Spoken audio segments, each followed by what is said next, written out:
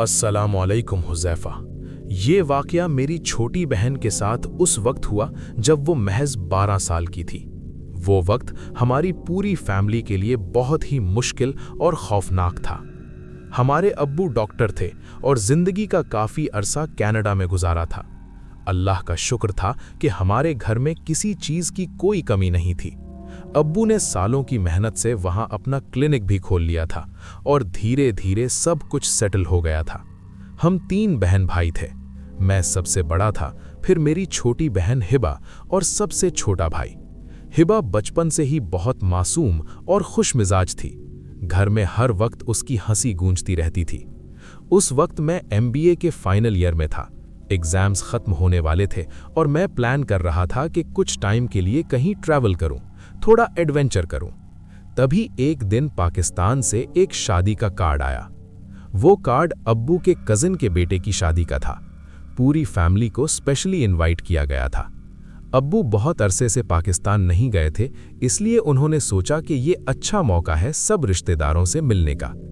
आज भी मैं सोचता हूं, अगर हम उस शादी के लिए पाकिस्तान नहीं जाते तो शायद मेरी बहन आज भी मेरे साथ होती। हम सब बहुत एक्साइटेड थे। कनाडा से पाकिस्तान का सफ़र हमारे लिए किसी एडवेंचर से कम नहीं था। कराची पहुंचकर हमें रिश्तेदारों ने बहुत प्यार से वेलकम किया। शादी का घर रोशनियों और मेहमानों से भरा हुआ था। लेकिन वहीं से अजीब चीज़ें शुरू हुईं।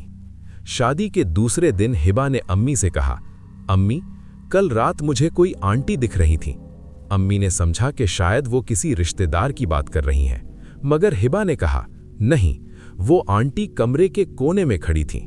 वो मुझे बस देख रही थीं। उस वक्त किसी ने ज्यादा तवज्जो नहीं दी। सबने समझा कि शायद बच्ची का वहम होगा। मगर अगले कुछ दिनों में हिबा बहुत ज्यादा चुप रहने लगी। जो लड़की पहले हर वक्त हंसता रहती थी, अब अक्सर खामोश रहने लगी।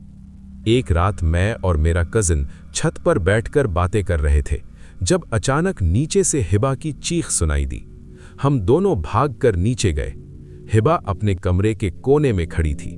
उसका चेहरा बिल्कुल सफेद था। वो बस दरवाजे की तरफ उंगली से इशारा कर रही थी, जैसे किसी के वहां होने के एहसास दिला रही हो। उस दिन के बाद से हिबा चुप रहने लगी और किसी से भी ज्यादा बात नहीं करती थी। उस रात के बाद हिबा को अक्सर ख्वाब आने लगे। वो कहती थी कि एक औरत उसे बार बार कहती है, तुम्हें मेरे साथ चलना होगा। अब्बू को पहली बार लगा कि शायद ये कोई साइकोलॉजिकल प्रॉब्लम हो सकती है। उन्होंने हिबा को डॉक्टर के पास भी ले जाना चाहा, मगर उससे पहले एक और अजीब बात हुई। एक दिन अम्मी ने हिबा के बालों में से एक छोटा सा काला धागा निकाला, जो किसी ने मजबूती से बांध रखा था। उस धागे के साथ एक छोटी सी लोहे की सुई भी लगी हुई थी। अम्मी बहुत डर गईं। उन्होंने फौरन घर वालों को बताया। तब हमारे एक रिश्तेदार ने धीरे से कहा, ये किसी ने बच्ची के बालों में काले जादू की निशानी बांधी है। अब्बू को इन बातों पर यकीन नहीं था, मगर हिबा की हालत दिन ब दिन खराब होती जा रही थी। रात को वो अचानक उठकर खाली कमरे में बैठी दीवारों से बात करने लगती। कभी कभी वो सीधा छत की तरफ देखकर मुस्कुराती, जैसे वहां कोई खड़ा हो। एक रात तो हद ही हो गई। रात के 3 बजे अचानक हिबा जोर जोर से हंसने लगी।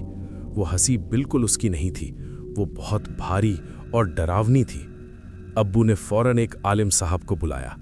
जब वो आए और हिबा के कमरे में गए तो उन्होंने कुछ देर उसे देखा, फिर कहा, इस बच्ची पर किसी ने सख्त जादू किया है। फिर उन्होंने कुरान की तिलावत शुरू की। जैसे ही तिलावत शुरू हुई, हिबा अचानक चीखने लगी। उसने आंखें खोलकर आलिम साहब की तरफ देखा और एक अजीब आवाज में कहा, इसे छोड़ दो, ये हमारी है। कमरे में उस वक्त जो खौफ था वो आज तक मैं भूल नहीं सका। तिलावत कुछ देर तक चलती रही। आहिस्ता आहिस्ता हिबा बेहोश हो गई। उस रात के बाद सब कुछ कभी पहले जैसा नहीं हो सका। कुछ हफ्तों बाद हम वापस कनाडा आ गए, मगर हिबा की हालत कभी पूरी तरह ठीक नहीं हुई। और फिर एक दिन अचानक उसके स्कूल से कॉल आई। उसकी तबीयत ठीक नहीं थी, वो बेहोश हो गई थी और होश में नहीं आ रही थी। अम्मी उसे फौरन हमारे अब्बू की ही क्लिनिक ले गईं। उसके पूरे जिस्म पर नीले नीले मार पीट करने के निशान थे और उसका चेकअप करने पर अब्बू पर एक क़यामत टूट पड़ी। हिबा की सांसें रुक चुकी थीं और उसकी रूह इस जहाने फ़ानी से परवाज़ कर गई थी। आज उस वाक़ये को 10 साल हो चुके हैं, मगर कभी कभी रात को मुझे अब भी मेरी बहन की आवाज़ सुनाई देती है, जैसे वो कह रही हो, भाई मुझे यहाँ से ले जाओ।